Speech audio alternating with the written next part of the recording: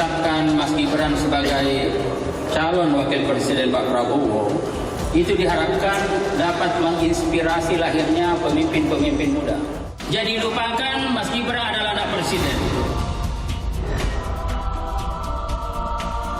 Gibran Raka Buming Raka sebagai calon wakil presiden dari koalisi Indonesia.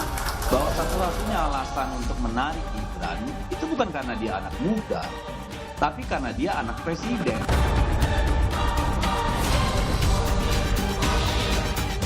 Keluarga yang patriotik, keluarga yang ingin berbakti kepada negara dan bangsa. Salahnya apa?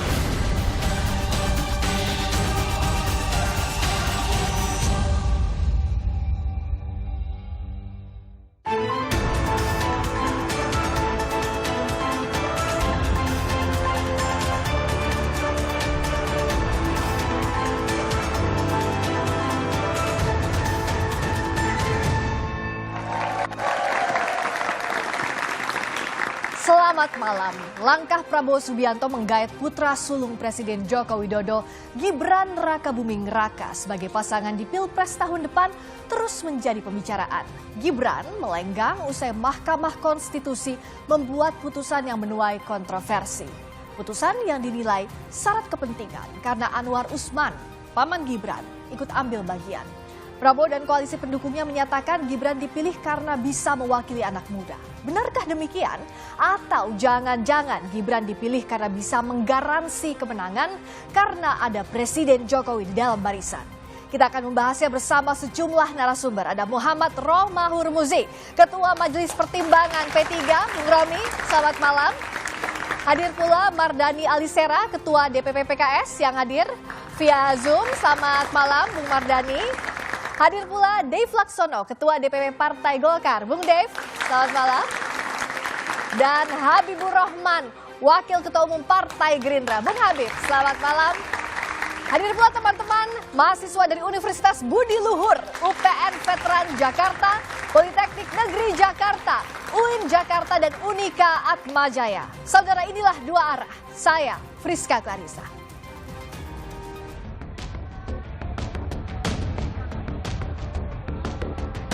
Anak muda, generasi milenial, generasi Z, dan jangan lupa para santri. Pasti kita dukung penuh. Bagaimana? Nggak salah pilihan aku? Paten enggak? Paten enggak wakil presiden kita? Terlalu muda enggak?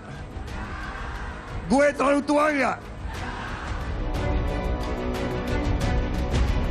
Sanjungan demi sanjungan disampaikan bakal capres Prabowo usai Gibran Raka Buming Raka menyampaikan pidato perdananya sebagai bakal cawapres.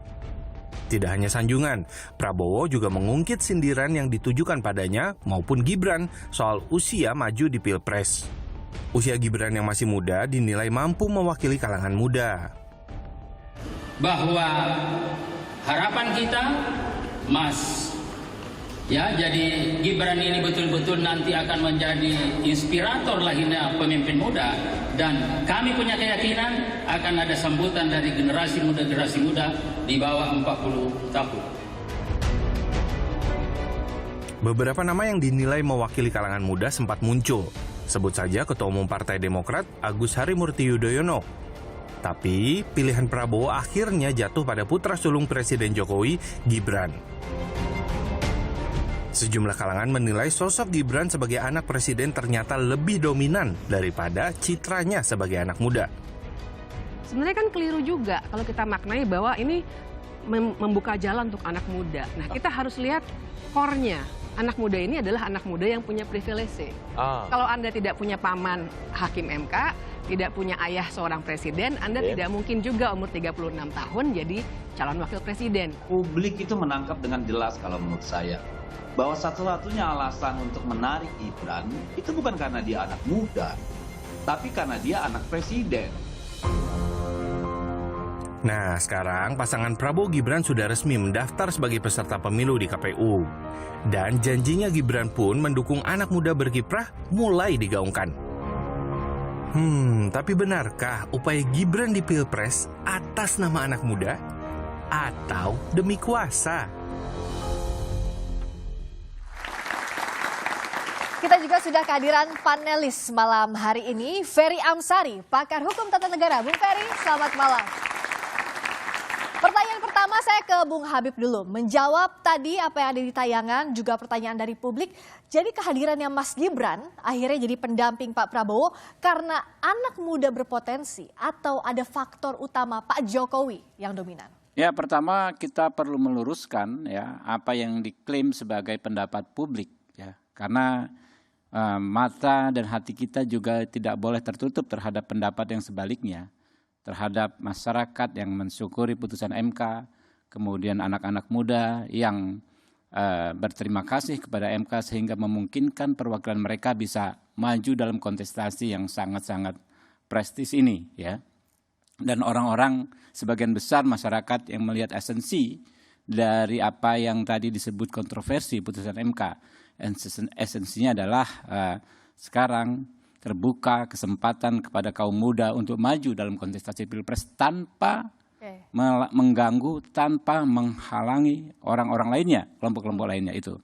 Nah, kalau dipertentangkan apakah ya menggait Gibran ini demi kepentingan kekuasaan atau kepentingan untuk mengakomodir generasi muda, saya pikir itu pertanyaan yang salah sejak logikanya ya. Sejak dasar disusunnya pertanyaan. Kenapa? Itu logikanya sudah salah karena nggak bisa dipertentangkan. Kalau kita ingin mengabdi kepada rakyat, ingin memperjuangkan kepentingan rakyat, tentu kita harus berkuasa, kita harus memiliki kekuasaan. Dan kalau ingin berkuasa, tentu kita harus memilih strategi, ya strategi antara lain juga macam-macam. Dan ini adalah pertemuan semua hal tersebut. Dipilihnya Gibran adalah berdasarkan masukan dari banyak sekali masyarakat ya, baik kader Gerindra, kemudian juga relawan yang mengusulkan nama Mas Gibran. Ya, dilihat beliau memang sosok anak muda yang berkarakter, ya, berprestasi. Oke, jadi ya, tidak bisa dipertentangkan, tapi itu titik temu begitu ya, Bang Habib. Oke. Bentar dulu, dikit lagi ya, sehingga bisa dikatakan tidak ada pertentangan harus memilih bahwa untuk menggait anak muda atau hanya kepentingan kekuasaan, bukan, nggak sampai di situ. Kepentingan kekuasaan untuk ya memperjuangkan kepentingan rakyat, kurang lebih begitu. Oke, tepuk tangan untuk Bung Habib tadi. Kalau dari Bung Romi gimana tadi? Strategi dari Bung Habib tidak bisa dipertentangkan. Ya, kalau saya sih kembali kepada penyampaian kelompok-kelompok masyarakat sipil. Ada satu aplikasi ya, salah satu analis social network analysis ya, yang namanya Drone Emprit, yang di situ memotret bahwa antara sentimen positif dan negatif, sentimen positif terhadap naiknya Mas Gibran itu muncul dari partai-partai Koalisi Indonesia Maju. Dan sentimen negatif itu muncul dari kelompok-kelompok masyarakat sipil. Hampir minim sekali dari kelompok partai-partai yang ada di koalisi selain Koalisi Indonesia Maju. Artinya kalau kita berbicara suara publik, suara kelompok pro-demokrasi, suara masyarakat sipil, bisa dikatakan bahwa merekalah yang justru menyuarakan hati nurani rakyat. Bahwa Mas Gibran kalau bukan seorang anak presiden tidak akan dipilih. Yang kedua, putusan Mahkamah Konstitusi. Yang memasalahkan putusan Mahkamah Konstitusi itu bukan orang lain, Hakim MK sendiri, Profesor Saldi Isra, dan kemarin di dalam forum terbuka, Pak Arief Hidayat itu juga menyampaikan hal yang sangat terbuka bahwa memang ada masalah di dalam putusan itu. Yang ketiga, kita tahu persis, saya kira Bung Habib ini kan seorang yang memiliki latar belakang hukum. Ada satu adagium atau kaidah hukum, nemo iudex in causa sua. Tidak boleh mengadili seseorang yang memiliki konflik kepentingan. Sementara Undang-Undang Kekuasaan Kehakiman kita, pasal 17 dan 18, memerintahkan seluruh kekuasaan kehakiman, yaitu hakim yang berada di bawah Mahkamah Agung dan hakim di bawah Mahkamah Konstitusi, untuk tidak terlibat langsung di dalam proses pengambilan keputusan, dan jika itu dilakukan, maka keputusan itu tidak sah. Jadi sesungguhnya Mahkamah Konstitusi itu memiliki mekanisme untuk itu. Oke, Bung Habib. Ya agak repot, tidak sebanding saya, mohon maaf, saya dokter hukum ya, berbicara dengan Mas Romi yang mungkin ya memahami tidak secara akademis ya semua yang disampaikan tadi, bahwa saya hanya mengutip pendapat pakar tata negara yang sudah menyampaikan banyak sekali dibantah. Saya bukan orang hukum. Sudah banyak sekali dibantah, bahkan dalam putusan Mahkamah Konstitusi itu tersendiri. Kalau Bung Romi membaca detail putusan Mahkamah Konstitusi itu hatam, saya pikir kita sampai pada kesimpulan setiap putusan pengadilan ya itu pasti ada yang suka, ada yang tidak suka, ada yang suka ada yang senang, ada yang tidak senang. Biasa saja, tapi akhir dari semua perdebatan tersebut adalah putusan. Ya, makanya menjadi tidak etis ya ketika misalnya saudara Hakim Konstitusi Saldi Isra ya mempersoalkan gestur kolehannya dalam dissenting opinion. Juga lebih tidak etis ketika saudara siapa tadi yang saudara Romi sebut Hakim Konstitusi Arief Hidayat mempersoalkan opininya setelah putusan dibuat. Karena semua perdebatan itu menjadi nonsen ketika putusan sudah dilaksanakan, sudah diputus dan harusnya semua orang hukum, ya. Jika tidak ada seperti kata Prof. Yusril penyelundupan hukum, bahwa hukum itu bisa dilaksanakan ketika sudah ada putusannya, gitu loh. Pendapat sih silakan sih, ya mau Prof. Yusril dan lain sebagainya silakan saja, tetapi begitu ada putusan.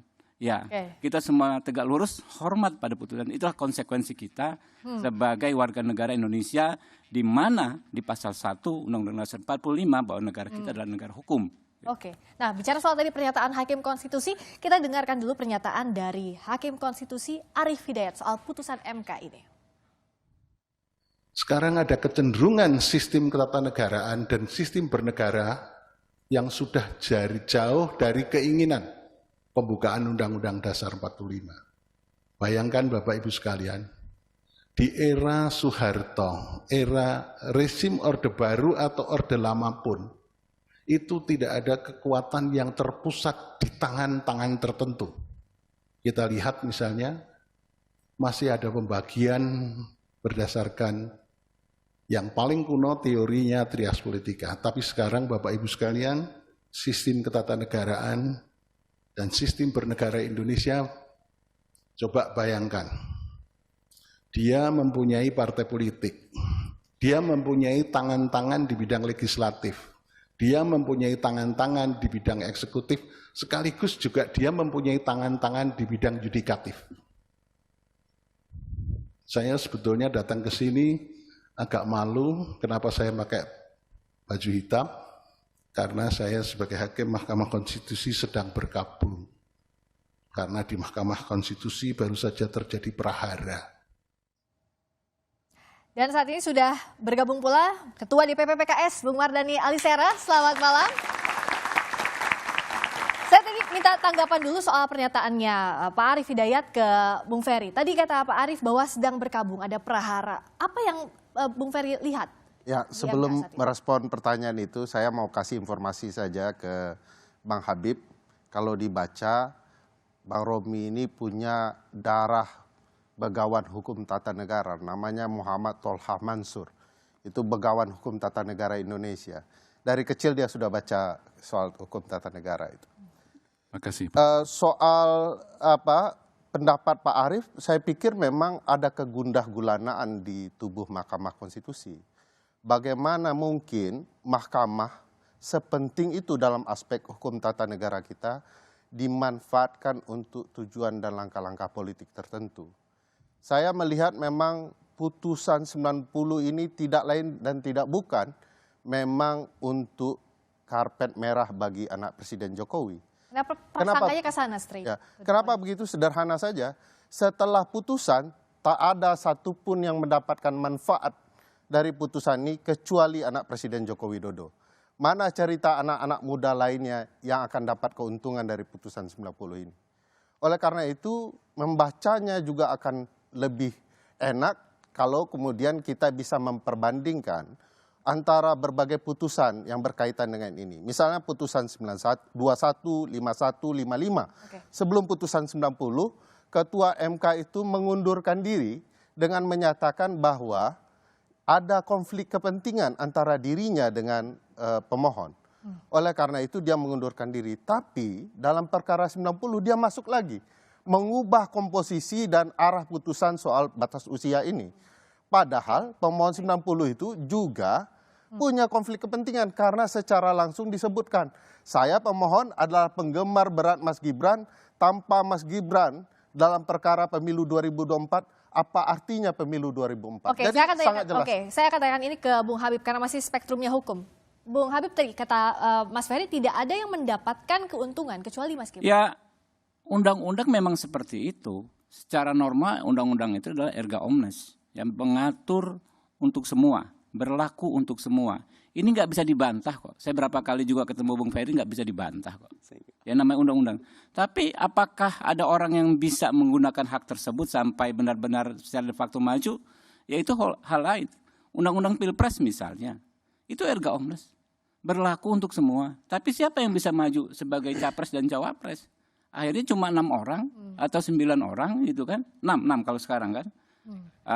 Kalau kemarin misalnya 4 pasangan 8 orang dari 280 juta warga negara Indonesia. Jadi nggak bisa dibenturkan ya antara norma-norma hukum, prinsip-prinsip hukum ya kan dengan persoalan politik gitu. Ya silahkan saja menduga-duga, tapi menurut saya nggak bisa dipaksakan persoalan hukum lalu dianalisa secara politik lalu dipastikan. Wah ini pasti ya karpet merah untuk seseorang. Ini yang menurut saya justru memperkosa nilai-nilai hukum gitu loh. Kita orang hukum ya tentu ketika bicara topik hukum nggak bisa kita tanggalkan prinsip-prinsip di dunia hukum itu gitu. Bagaimana kalau Bung Mardhani melihat ini? Dan apakah ada kekhawatiran adanya ketidakadilan kalau anak presiden maju, dan bagaimana pula kalau dari sisi anak muda dan anak presiden betulkah tidak bisa dipertentangkan? Kita bahas usai jeda di Dua Arah.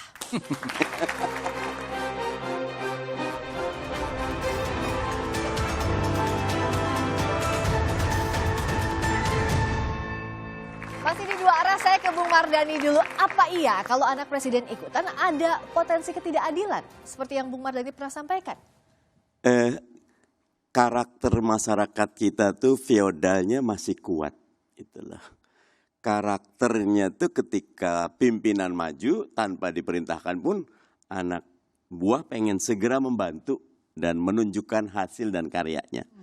Karena itu awalnya saya berpikir Anies Muhaimin, Ganjar Mahfud, saya kepikir mudah-mudahan Pak Prabowo sama Pak Erick Thohir, kalau 3 ini ada kontestasi karya dan gagasan yang baik. Emang kenapa kalau sama Mas Gibran? Enggak kenapa, itu saya bilang itu haknya Pak Prabowo dan teman-teman koalisi Indonesia Maju, monggo.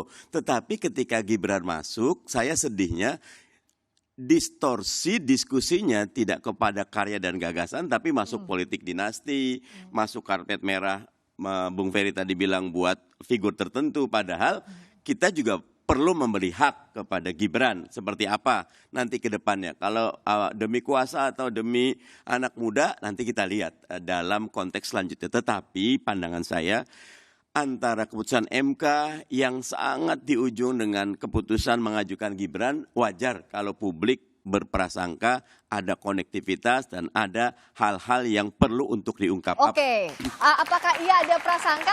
Saya akan putarkan dulu pernyataan dari seniornya Bung Dave, Bung Idris Marham berikut ini. Jadi lupakan Mas Gibran adalah anak presiden. Tetapi mari kita kedepankan Mas Gibran adalah seorang pemuda, generasi muda yang tampil dengan segala risiko ingin menginspirasi lahirnya pemimpin-pemimpin muda ke depan, dan tentu berproses. Paling tidak mulai sekarang.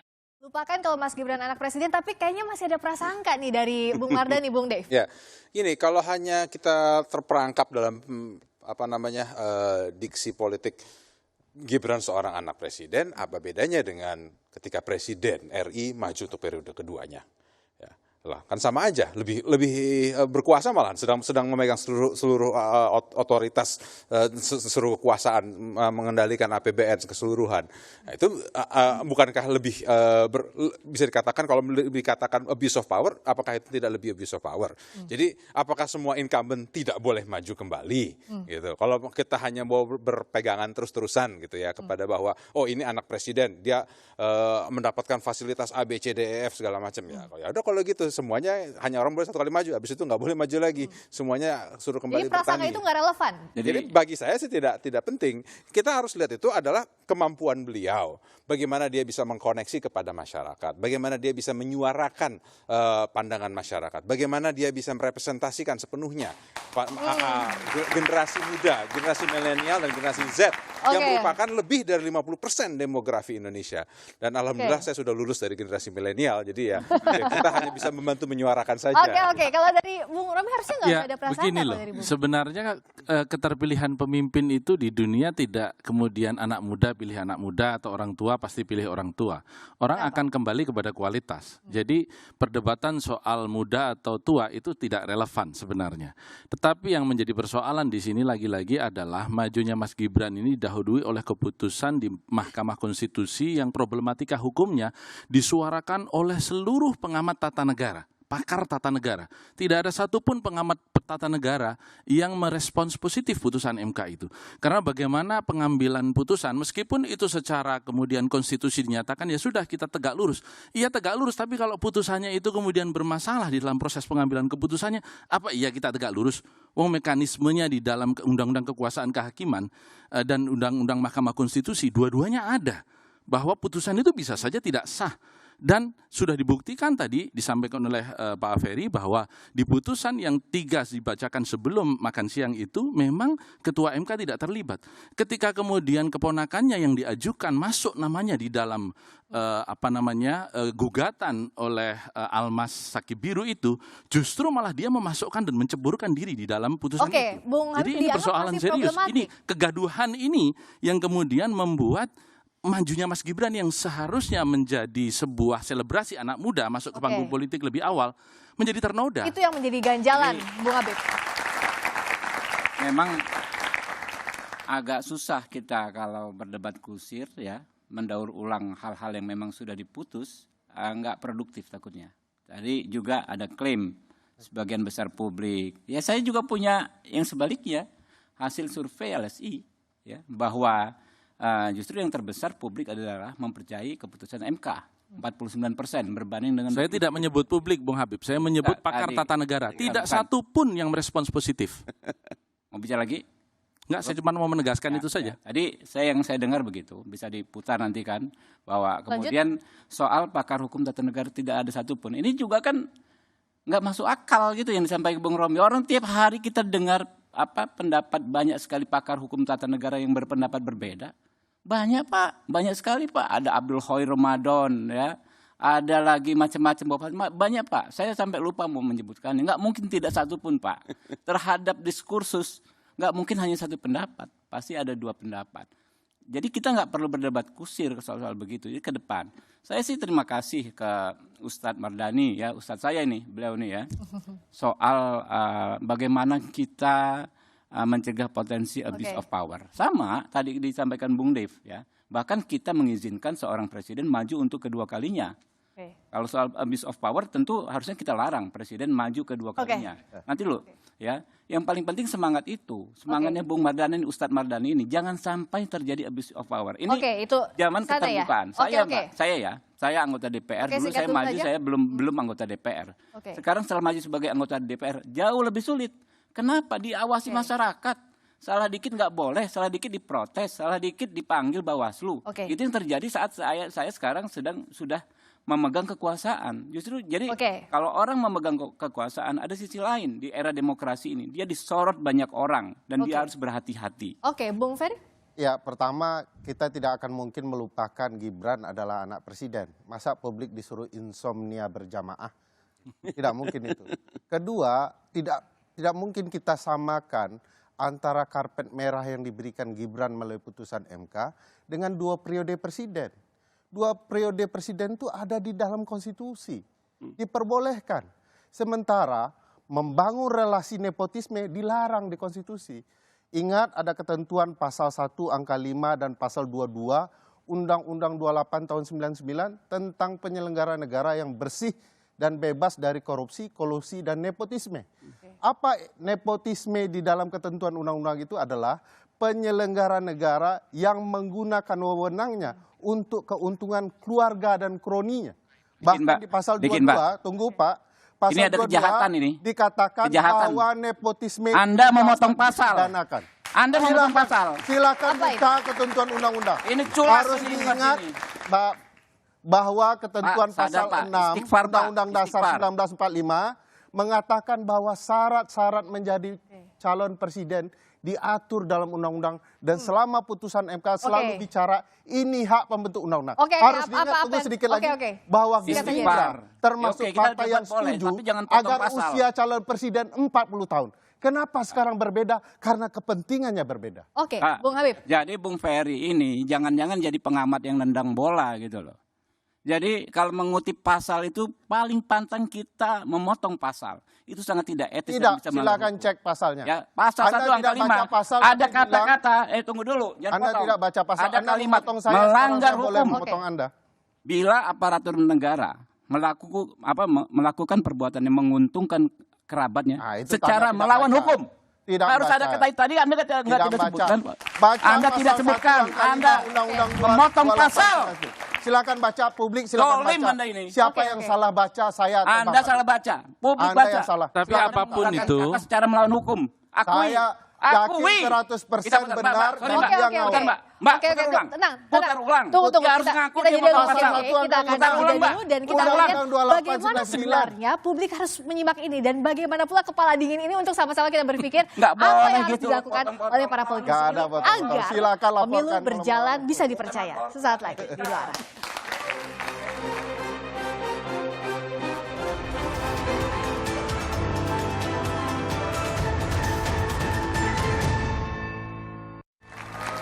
Masih di Dua Arah, Bung Habib, kenapa aturannya semestinya sudah tidak diotak-atik lagi?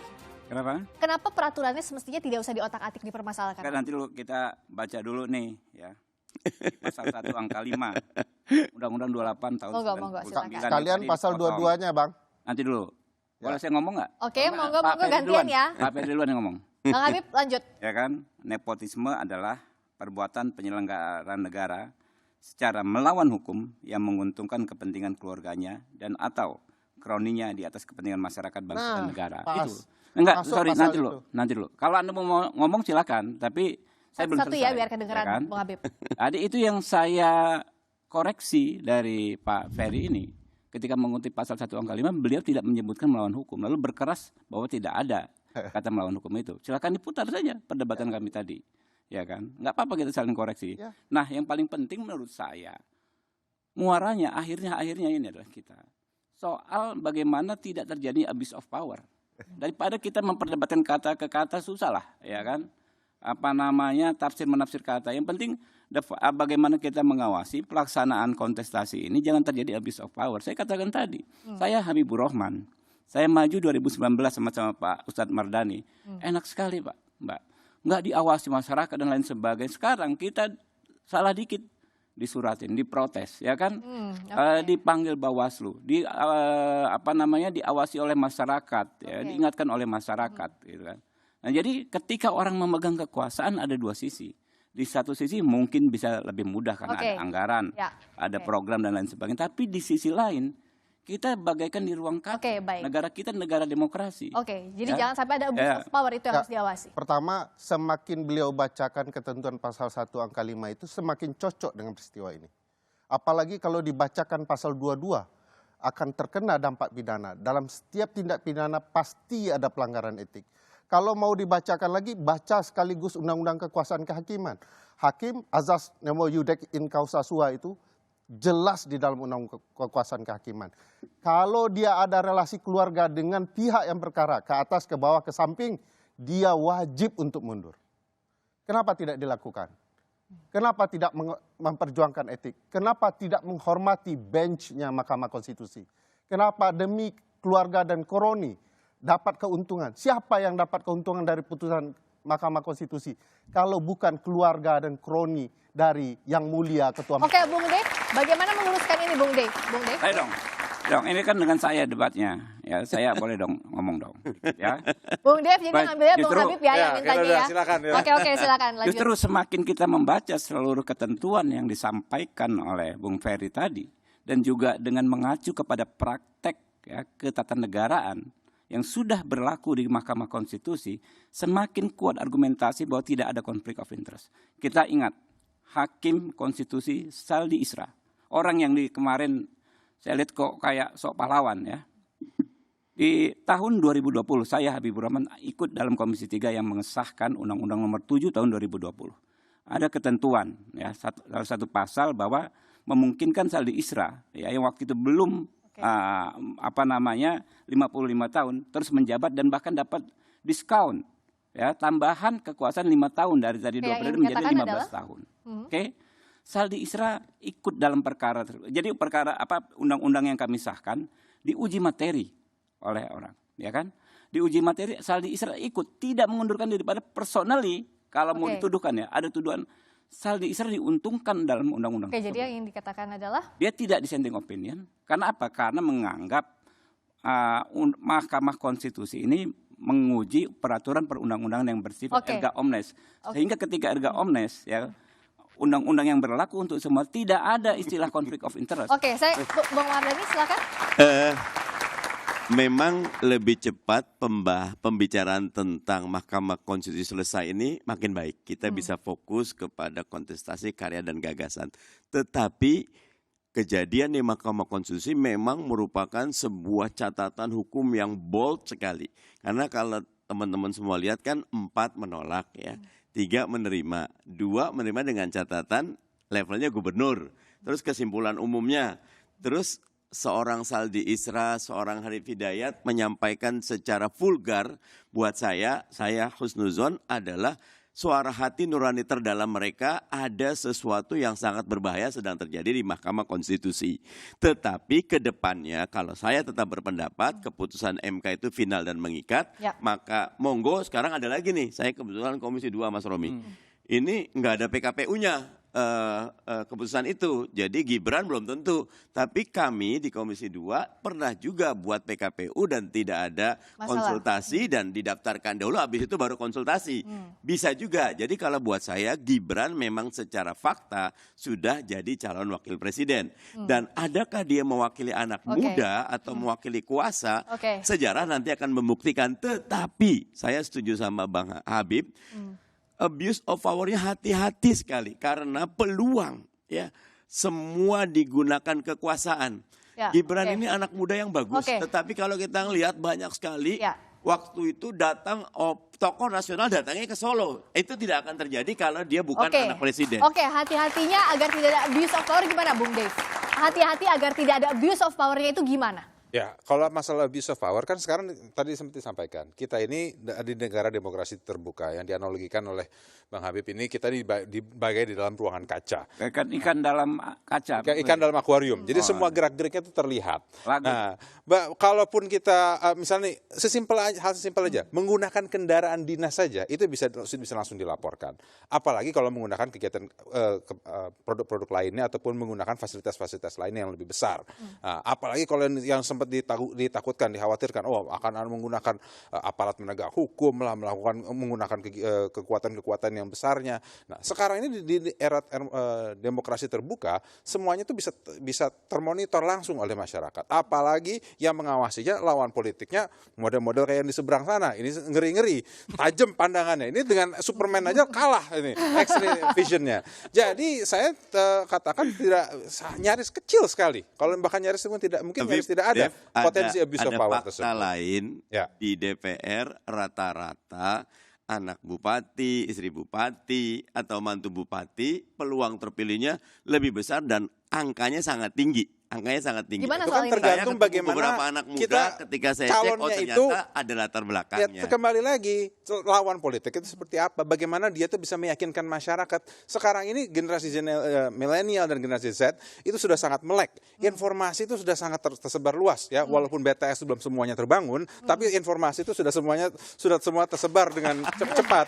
Jadi nggak perlu dikhawatirkan lagi. Dan apalagi semuanya dilakukan secara terbuka. Tapi fakta itu kenyataan bahwa mereka yang punya privilege biasanya punya peluang menang yang besar. Dan saya tambahkan sedikit Mbak Friska, anyway, nepotisme itu dari nepos. Nepos itu artinya keponakan. Makanya nephew dalam bahasa Inggris artinya keponakan. Wah, ini disambung. Nah, itu namanya cocok loginya. cocok logi. Oh, ini namanya cocok logi. Tapi kita lanjutkan lagi. Gimana agar pemilu kedepannya bisa dipercaya, tidak ada kecurigaan satu sama lain? Usai jeda di dua arah.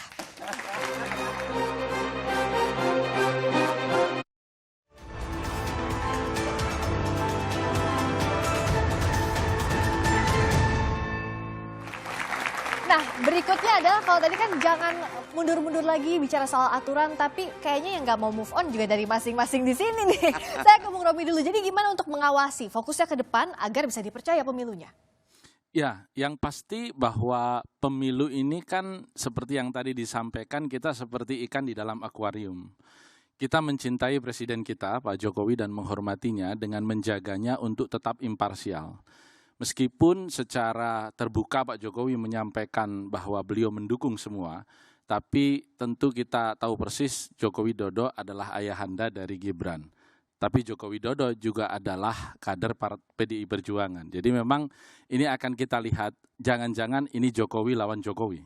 Jadi Jokowi sebagai ayah Gibran melawan Jokowi sebagai kader PDI Perjuangan. Kita lihat nanti ke depan. Tetapi mari kita sama-sama, saya menyerukan adik-adik kita yang ada di sini, mari kita kawal pemilu kita secara lebih bermartabat dan kita tingkatkan partisipasi pemilih kita untuk membuat kualitas demokrasi Indonesia menjadi dikenang oleh dunia dan Indonesia akan memiliki betul-betul Presiden Jokowi yang imparsial meskipun anaknya maju. Oke, Bung Habib silakan. Jadi bagaimana untuk mengawal agar pemilu ini bisa dipercaya, Bung Habib? Iya, tentu pernyataan yang sangat hangat sekali dari sahabat saya Pak Romi ya. Ini saya pikir penting untuk disuarakan oleh semua orang. Kita saling mengawasi ya, dan kita mendorong partisipasi sebanyak mungkin orang ya untuk ikut mulai dari mengawasi, mengikuti setiap tahapan sampai pada hari H menggunakan hak pilihnya dalam pemilu ini, karena ini hajat kita semua, ya kepentingan kita semua. Situasi saat ini adalah situasi demokrasi yang sangat terbuka, ya. Hal kecil saja, skandal kecil saja pasti diketahui oleh publik dan kita punya perangkat, ya yang saya pikir sangat independen, sangat berintegritas. Kita ada Bawaslu, kita ada KPU, kita ada Dewan Kehormatan Penyelenggara Pemilu, ya macam-macam, juga ada sentra Gakumdu. Jadi segala celah ya penyalahgunaan kekuasaan untuk salah satu pasangan calon saya pikir harus kita sikapi bersama. Oke, terima kasih. Kalau bagaimana kita mengawasi dan memantau agar Pak Jokowi betul-betul netral di pemilu ini? Pemilu ini bukan miliknya partai, bukan miliknya capres, tapi miliknya rakyat. Karena itu ada hukum sentimen publik. Ketika publik betul-betul mengawasi, maka akan terjadi kalau Bang Napi bilang, ingat kejahatan itu karena ada kesempatan. Kalau semua ngawasi, nggak ada kejahatan. Tapi saya mau ngasih satu catatan. Tahun 2016 itu Hillary lawan Trump. Semua survei Hillary yang menang. Gus Romi. Tetapi Clinton itu dapat 50 juta dari Cambridge Analytical data Facebook. Jadi dia bisa melakukan micro campaign. Yang sekarang ini kita perlu awasi. Algoritma dari sosial media tidak dipegang. Jangankan KPU Bawaslu, siapapun nggak bisa. Misal teman-teman bisa lihat, coba posting Amin. Gimana? Posting Ganjar. Posting Prabowo, lihat kayak gimana. Nanti algoritma itu akan bisa mencet, lebarin. Nah ini harus betul-betul kita awasi. Jangan sampai karena pemilu kita di era sosial media, sementara platform sosial media tidak dimiliki kita, itu akan menjadi alat yang efektif untuk memenangkan satu pasang calon. Oke, terima kasih. Kalau dari koalisi tentu inginnya menang. Tapi apa yang bisa dilakukan untuk publik juga mau memilih sesuai dengan hati nurani? Ya, itu adalah tanggung jawab dari semuanya. Baik dari para paslon, baik dari partai pendukung, ataupun juga semua lembaga penyelenggara pemilu dan juga lembaga pemerintah, ataupun juga LSM dan juga semua ormas-ormas masyarakat. Untuk pertama, agar masyarakat jangan sampai antipati terhadap sistem pemilu itu sendiri. Karena kita lihat ya, dari awal era reformasi pemilu pertama tahun 99 hingga terakhir 2019, itu terjadi tren penurunan akan jumlah pemilih. Ya, jumlah pemilih. Nah, itu berarti ada jumlah pemilih yang datang ke TPS nyoblos. Nah, itu persentasenya semakin menurun. Nah, itu kenapa? Ya karena antipati terhadap hasilnya pemilu seperti apa, apakah itu karena berbagai macam kasus yang mendera sejumlah tokoh politik. Nah, hal inilah yang harus terus kita bisa kesampingkan dan untuk kita sadarkan dan ingatkan masyarakat bahwa untuk memastikan pemerintahan itu memiliki legitimasi yang kuat dan juga berjalan dengan baik, masyarakat harus datang ke TPS, meluangkan waktu yang dimana diberikan hari libur untuk datang memilih sesuai dengan hati nurani panggilannya masing-masing. Oke, saya ke Bung Ferry. Apa ada kemungkinan Pak Jokowi ini turun tangan untuk memenangkan Gibran? Dan bagaimanapun untuk memastikan kecurigaan itu tidak terjadi?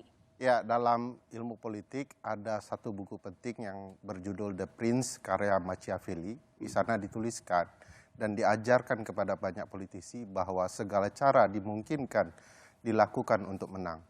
Tapi kita adalah negara hukum, pegangan kita konstitusi. Politisi bisa bicara A hari ini dan bisa bicara B besok hari.